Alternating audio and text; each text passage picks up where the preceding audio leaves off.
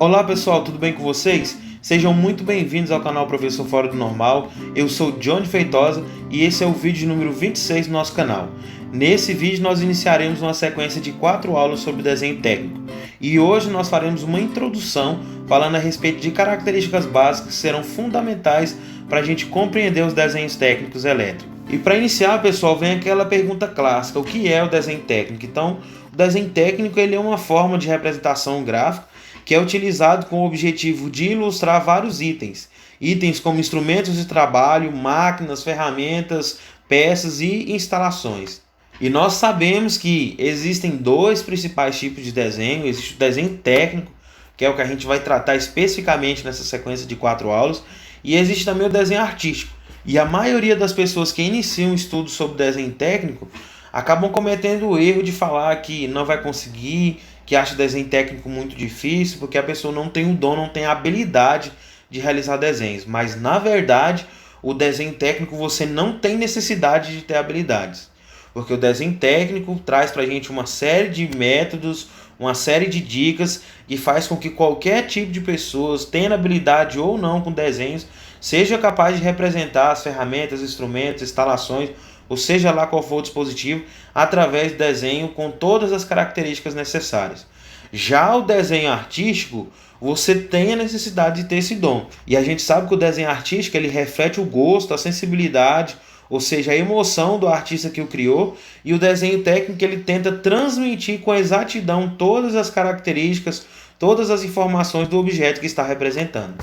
Aqui a gente tem um desenho técnico em 3 dimensões de uma planta de uma casa, e aqui a gente tem um rosto de uma pessoa.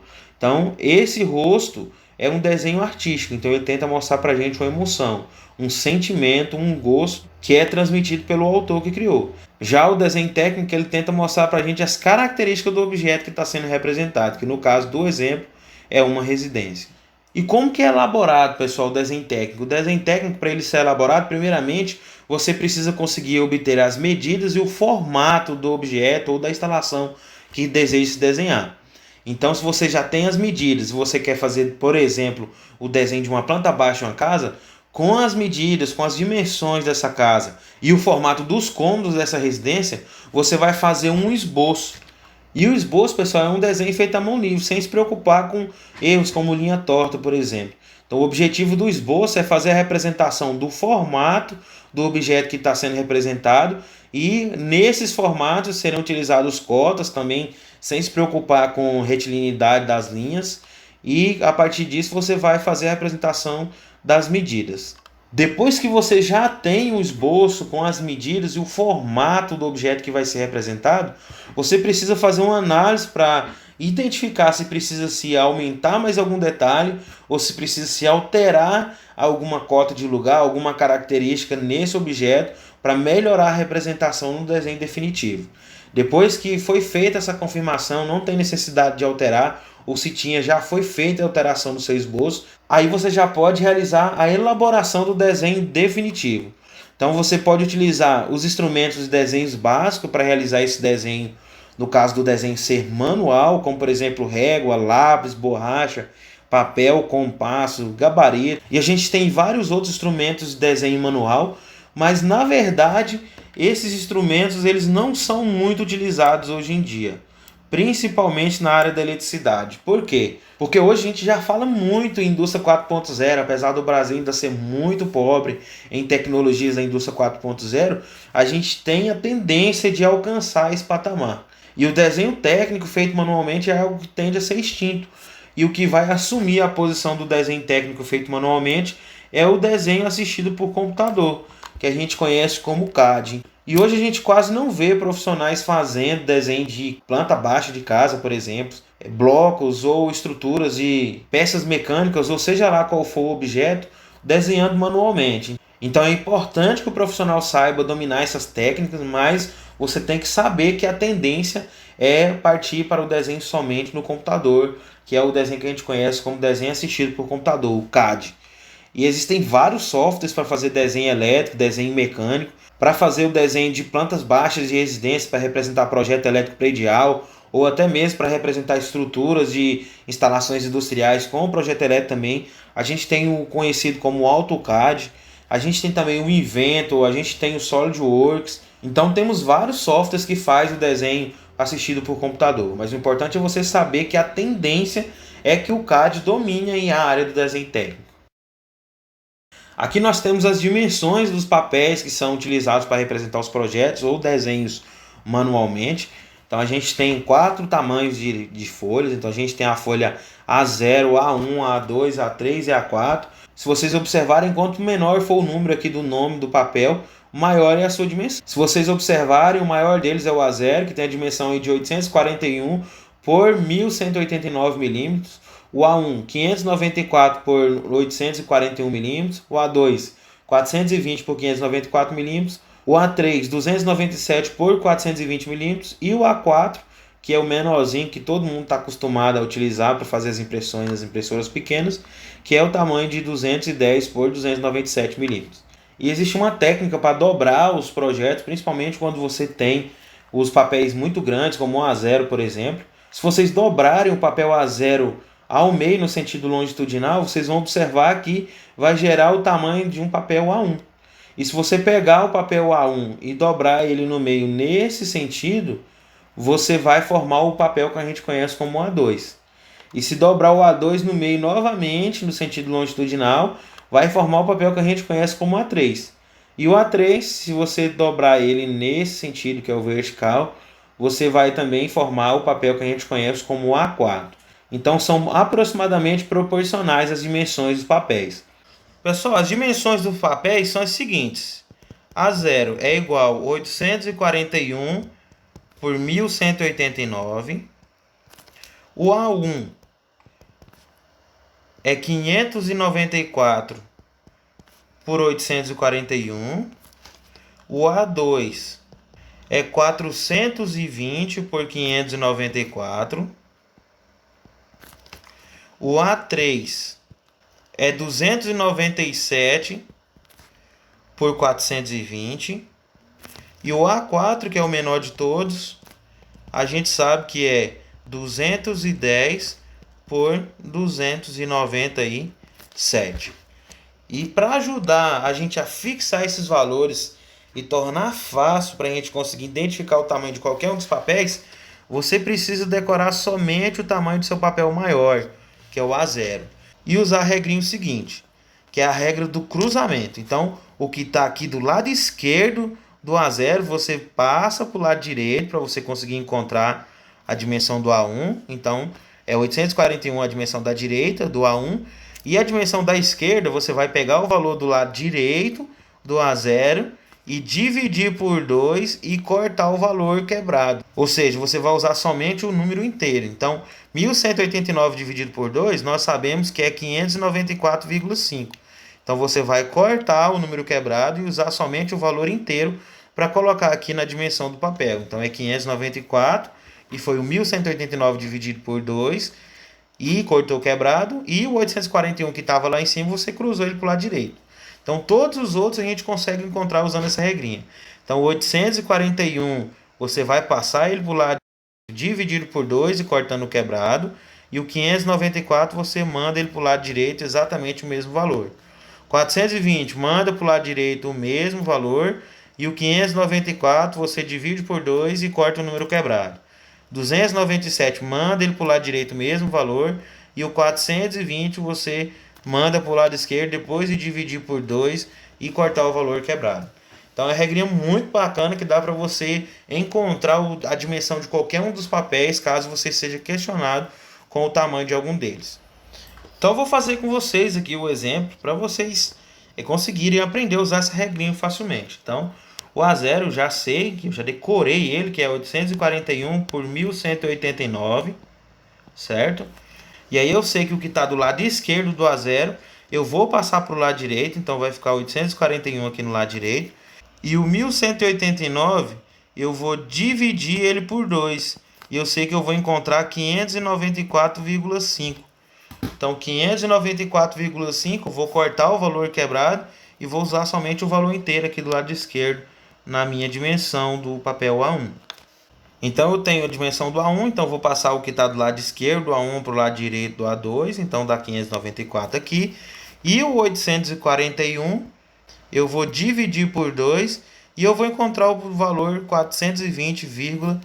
Então eu vou cortar o número quebrado e vou usar somente o valor inteiro, que é 420. Então já tem a dimensão do A2. Então o 420 eu vou passar para o lado direito do A3 e o 594 eu vou dividir por 2. Então dividindo 594 por 2 não vai dar número quebrado, a gente sabe que vai dar o valor 297.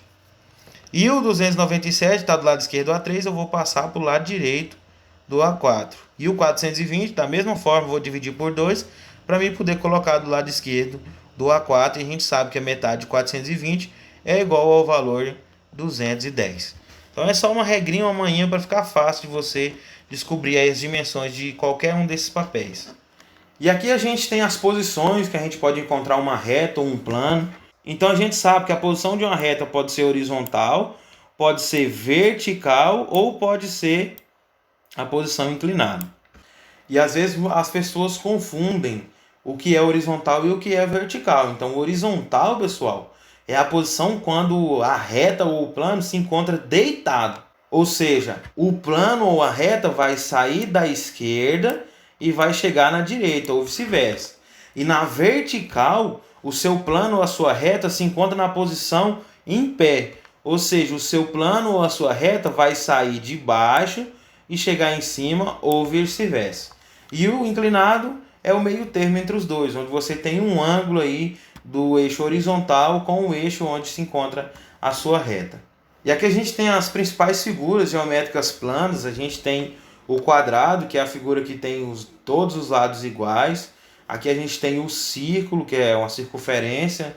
A gente tem o triângulo, que é a figura de 3 lados. A gente tem o losango, que parece muito com o quadrado, só que em uma posição diferente. A gente tem um pentágono, que é uma figura com 5 lados, por isso que a gente chama de pen, que vem de penta, penta vem de 5. A gente tem a elipse, que parece com o círculo, só que não possui a mesma distância de raio do centro em todas as extremidades. A gente tem o hexágono, que é uma figura com 6 lados, que também é conhecido como sextavado. A gente tem o trapézio e tem o paralelogramo. E não poderia faltar a figura que a gente conhece também como retângulo. Então isso que eu desenhei aí ao redor de todas as figuras é conhecido como retângulo. Então o retângulo ele também tem uma dimensão de largura e uma dimensão de comprimento. E o que caracteriza o retângulo é que a dimensão da largura e do comprimento sejam diferentes, que é justamente a diferença do quadrado. O quadrado, todas as dimensões serão iguais. Então, no retângulo, a largura será diferente da dimensão do seu comprimento. E aqui a gente tem aquela tabelinha clássica que representa para a gente os tipos de linhas que são utilizados nos desenhos. Então a gente tem a linha contínua larga, a gente tem a linha contínua e estreita. E aqui a gente tem 2 tipos de linhas para a mesma representação, que é a linha contínua estreita à mão livre e a linha em zigue-zague. Então as duas são utilizadas para a mesma aplicação. E aqui a gente tem a linha tracejada estreita ou tracejada larga, que também são utilizadas para a mesma aplicação. A gente tem a linha traço ponto estreita e a gente tem a linha traço ponto estreita e larga nas extremidades ou quando mudar na direção. Então para que a gente usa cada um desses tipos de linhas? Então a gente usa a linha contínua larga para fazer aí a representação de contornos ou arestas visíveis. Então a gente sabe que existe diferença entre contorno e aresta. Já já vou mostrar para vocês representado em uma figura em 3 dimensões. E a gente usa a linha contínua estreita para várias aplicações, como por exemplo linhas de cota, linha de achuras, que são as linhas que representam os cortes. A gente utiliza também nas linhas de chamadas, que são utilizadas para representar ângulos ou vários detalhes de dimensões nos desenhos. A gente utiliza nas linhas auxiliares. Então a linha contínua estreita é bastante utilizada em qualquer uma dessas aplicações. E a linha contínua estreita à mão livre ou em zigue-zague a gente utiliza para fazer o limite das vistas onde são feitos cortes parciais, seja em estrutura de casa ou em peças ou instalações, seja lá o que for. E a linha tracejada estreita ou larga são utilizadas para representar os contornos e as arestas não visíveis. E a linha traço ponto estreita a gente usa ela para 2 principais aplicações, que é a linha de centro, que representa o centro de um furo normalmente, e é utilizado também para fazer a representação de linha de simetria. E a linha de simetria é uma linha que representa figuras, objetos ou instalações que do centro até a extremidade da direita tem o mesmo formato, as mesmas dimensões do centro até a extremidade da esquerda. E a linha traço ponto estreita ela é utilizada para representar os planos de corte quando você tem projeções ortogonais de qualquer tipo de objeto. Então, pessoal, como eu falei, existe diferença entre o contorno e a aresta. Se vocês observarem nessa figura, aqui a gente tem um ponto e aqui a gente tem outro ponto. E unindo esses dois pontos, a gente tem uma reta. A gente sabe que a reta é a trajetória que liga dois pontos. Mas analisando essa reta, eu consigo observar que eu só consigo ver este plano que ajudou a formar essa reta. O outro plano que ajudou a formar essa mesma reta está do outro lado da figura, eu não consigo observar ele nessa posição que o objeto se encontra.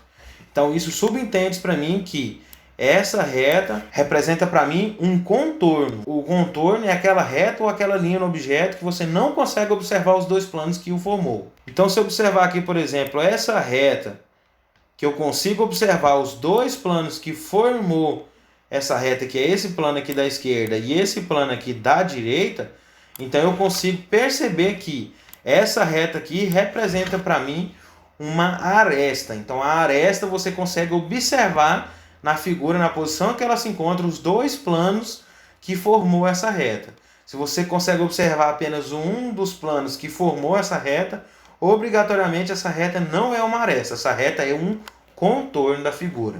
E a gente sabe que essa representação do contorno ou da aresta visível é feita com a linha contínua larga. E aqui a gente tem a aplicação da linha traço-ponto, que é a representação da linha de centro e da linha de simetria. Então vamos primeiro na linha de centro. Então se você tem aqui um círculo, uma circunferência, você vai passar aí duas linhas de centro, que é a linha traço-ponto, no sentido horizontal e no sentido vertical, e obrigatoriamente você vai saber que o centro desse objeto, desse círculo, está aqui no cruzamento, na intersecção das duas linhas. Então, a linha de centro é utilizada toda vez que você fizer a apresentação de um furo. E a gente tem aqui a linha de simetria, que é traçada aqui justamente no centro do objeto, e ela serve para representar que o seu objeto tem do centro até a extremidade da direita o mesmo formato que ele vai ter do centro até a extremidade da esquerda.